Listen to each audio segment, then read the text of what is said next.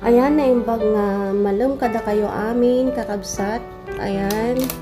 Ngayon lang tayo makapag-share ng Word of God. Ayan. Dahil may mga alaga ako.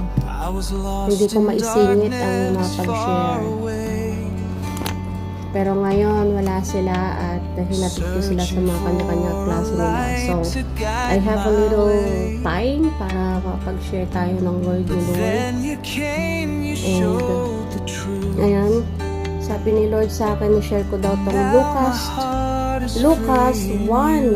Ayan, sino bang naniniwala sa inyo na ang Diyos ay walang imposible? Ayan, naniniwala ba kayo doon? Ako, naniniwala ako kasi sa buhay ko, marami nang ginawa ang Diyos sa buhay ko. Ayan, sa Lucas 1, verse 37, sabi niya dito, sapagkat walang anumang bagay na hindi kayang gawin ng Diyos. Ayan, amen. Naniniwala ka ba doon, kapatid? Ano ba yung nararanasan mo ngayon? Ano ba yung pinagdadaanan mo ngayon?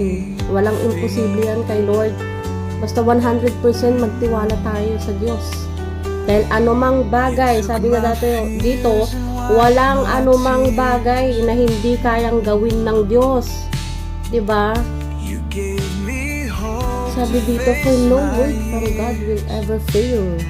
Ayan, o sapagkat walang imposible sa Diyos. Ayan, amen. Ito ay nagpapahayag ng walang limitasyon sa pangyarihan ng Diyos. Ito ay sinabi kay Maria upang tiyakin na magbubulto siya sa pamagitan ng Espiritu Santo na nagpapatunay na kayang gawin ng Diyos ang lahat ng bagay ayon sa kanyang kalooban. Ayan, ang dami ng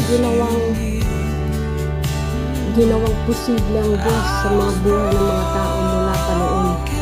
Noong nilikha ng Diyos ang katauhan hanggang sa ngayon, marami nang ginagawa ang Diyos sa buhay po natin.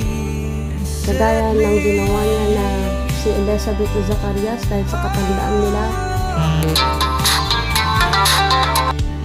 Itong verse na to, sinabi ito na ang Heavenly Gabriel tapos yung kung paano siya magbubuntis dahil sa isang birhen. Si Maria ay isang birhen pa, hindi pa siya ginagalaw ng Simeon, yung parents niya yung magulang ng Jesus Christ.